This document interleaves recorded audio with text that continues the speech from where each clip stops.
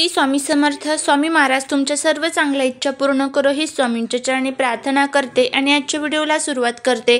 पण त्या अगोदर चॅनलवरती नवीन असाल सबस्क्राईब करा आणि शेजारील बेल आयकॉनलाही प्रेस करा, म्हणजे माझ्या सर्व नवीन व्हिडिओंचं नोटिफिकेशन तुम्हाला मिळेल आणि तुम्ही एक पण व्हिडिओ मिस करणार नाही.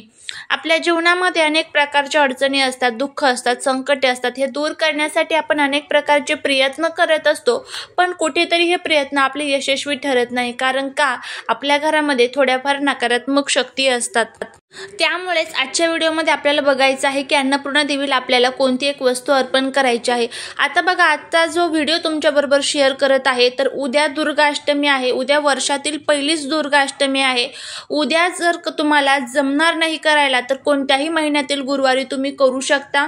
असं काही नाही की उद्या दुर्गाष्टमी आहे त्यामुळेच केला पाहिजे. आता उद्या जर तुम्हाला सुतक पिरियड्स वगैरे असेल तर नंतर एखाद्या गुरुवारी जरी तुम्ही केला तरीही चालेल. अगदी साधा आणि सोपा आजचा उपाय तुमच्याबरोबर शेअर करणार आहे, त्यामुळे व्हिडिओ हा स्किप न करता शेवटपर्यंत नक्की बघा. अन्नपूर्णा देवीची सेवा करणं हे आपलं कर्तव्य आहे. कारण का? अन्नपूर्णा देवी आपल्या घरामध्ये अन्नाचा साठा टिकून ठेवण्याचं काम करत असते.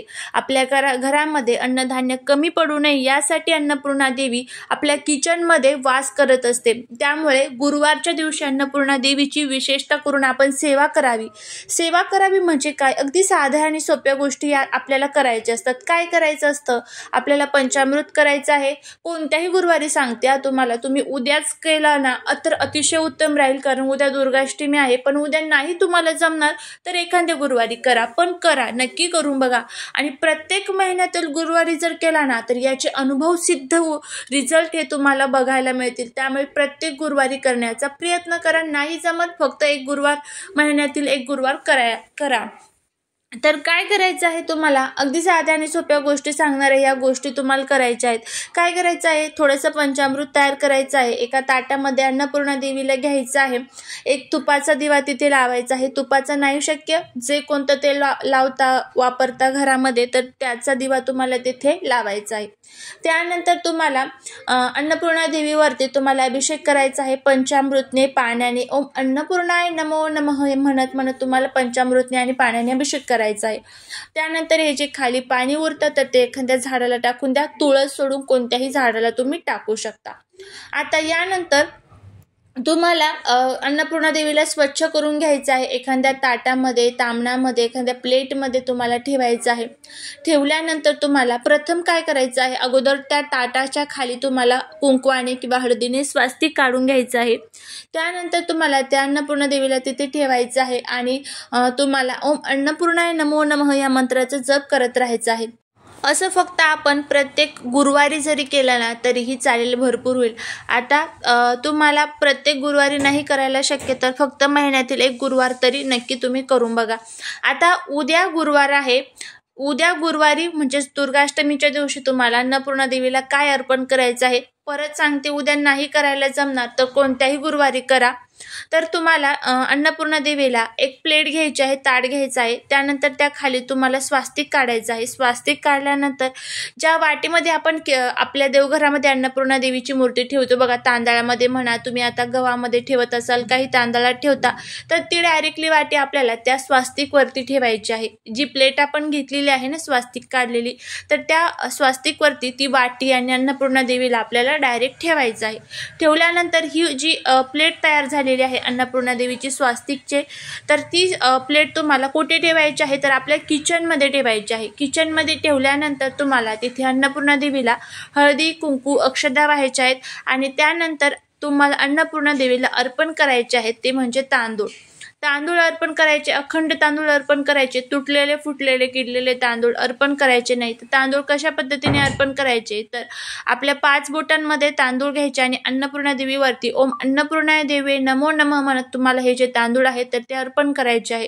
केवळ अर्पण करायचे, जोपर्यंत अन्नपूर्णा देवीच्या गळ्यापर्यंत तांदूळ येत नाही तोपर्यंत तांदूळ तुम्हाला अर्पण करत राहायचे आहेत. तर अशा पद्धतीने साधा आणि सोपा उपाय आहे तर तो तुम्हाला करायचा आहे. त्यातले थोडेसे तांदूळ तुम्हाला नंतर अगदी थोडेसे तांदूळ काढून घ्यायचे आहे. ज्यावेळेस तुमचे तांदूळ वगैरे सर्व अर्पण होऊन जाईल, अन्नपूर्णा देवीला नमस्कार करायचा, हळदी कुंकू अक्षदा वगैरे सर्व व्हायचं, फूल असेल तर फूल व्हायचं, धूप दीप अगरबत्ती ओवाळायची. त्यानंतर त्यातले थोडेसे तांदूळ तुम्हाला काढून घ्यायचे आहे आणि ज्या ठिकाणी तुमच्या घरामध्ये तुम्ही तांदूळ भरून ठेवताना जो कोणता तुमचा डब्बा वगैरे असेल तर त्या तांदळामध्ये ते तांदूळ तुम्हाला मिक्स करायचे आहे. तर अशा पद्धतीने अगदी साधा आणि सोपा उपाय आपल्याला करायचा आहे. तर नक्की तुम्ही हा जो उपाय आहे तो करून बघा. या उपायाचा तुम्हाला छान रिझल्ट येईल. घरामध्ये अन्नधान्याचा साठा टिकून राहील. आपल्या घरामध्ये ज्या काही नकारात्मक शक्ती तुम्हाला जाणवतात तर त्या नष्ट होतील. अन्नपूर्णा देवी जी असते तर ती माता लक्ष्मीचंच, माता पार्वतीचंच एक स्वरूप मानलं जातं. त्यामुळेच आपल्या घरामध्ये अन्नपूर्णा देवीची सेवा करणं हे खूप महत्त्वाचं आहे. आता तुमच्या घरामध्ये जर अन्नपूर्णा देवीची मूर्ती नसेल तर एक सुपारी घ्या. सुपारी स्वरूप तुम्ही अन्नपूर्णा देवीला माना आणि तिच्यावरती तुम्ही हा जो उपाय आहे तो करू शकता. आणि एक गोष्ट लक्षात ठेवा, अन्नपूर्णा देवीची मूर्ती घरात नसेल तर ती स्थापित करा. उद्या करू शकता. उद्या चांगला दिवस आहे, उद्या दुर्गाष्टमी आहे, तर उद्या सुद्धा तुम्ही अन्नपूर्णा देवीची मूर्ती तुमच्या घरामध्ये स्थापित करू शकता. तर अशा पद्धतीने अगदी साधा आणि सोपा उपाय आहे तो आपल्याला करायचा आहे. तर करून बघा. या उपायाचा छान रिझल्ट तुम्हाला येईल. घरातील अडचणी, दुःख, दारिद्र्य, संकटे, दोष जे काही आहे तर ते दूर होण्यासाठी मदत होईल.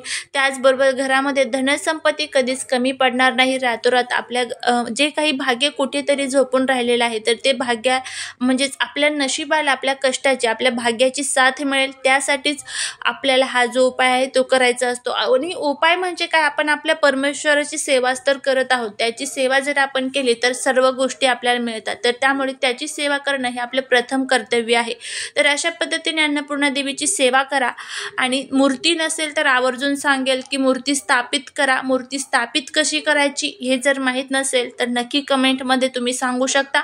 मी त्यावरती सुद्धा एक छान व्हिडिओ तुमच्यासोबत घेऊन येईल की अन्नपूर्णा देवीची मूर्ती आपल्या मंदिरामध्ये, आपल्या देवघरामध्ये कशा पद्धतीने स्थापित करायची असते, कोणते मंत्र, कोणते श्लोक म्हणायचे असतात आणि मूर्ती स्थापित झाल्यानंतर आपल्याला मूर्तीच्या कोणकोणत्या सेवा करायच्या असतात, कोणते उपाय करायचे असतात, याबद्दलची संपूर्ण माहिती मी तुम्हाला नक्की सांगेल. जर तुमच्याकडे अन्नपूर्णा देवीची मूर्ती नसेल तर आवर्जून मला तुम्ही कमेंटमध्ये सांगू शकता. तर अशा पद्धतीने तुम्हाला अन्नपूर्णा देवीची उद्या सेवा करायची आहे. कोणत्याही गुरुवारी तुम्ही करून बघा, नक्की अनुभव येईल. झालेली सेवा ही महाराजांच्या चरणी रुजू करते. व्हिडिओ जर आवडला असेल तर नक्की लाईक, शेअर आणि सबस्क्राईब करायला अजिबात विसरू नका. तुमच्या फ्रेंड्स बरोबर, तुमच्या फॅमिली बरोबर नक्की हा व्हिडिओ शेअर करा, जेणेकरून त्यांच्यासुद्धा जर या काही अडचणी असतील तर त्या अडचणीमधून सुद्धा त्यांना सुटका मिळेल. त्यांच्या घरामध्ये सुद्धा जर काही नकारात्मक शक्ती असतील तर त्या नकारात्मक शक्ती दूर होतील. कारण ह्या नकारात्मक शक्ती जर प्रथम दूर झाल्या तरच आपल्या घराची, आपल्या मुलांची प्रगती होत असते. तर हा उपाय आवर्जून करा. कोणत्याही गुरुवारी करा. उद्या जर केला तर अतिशय उत्तम राहील. चाललेली सेवा ही महाराजांच्या चरणी रुजू करते. श्री स्वामी समर्थ.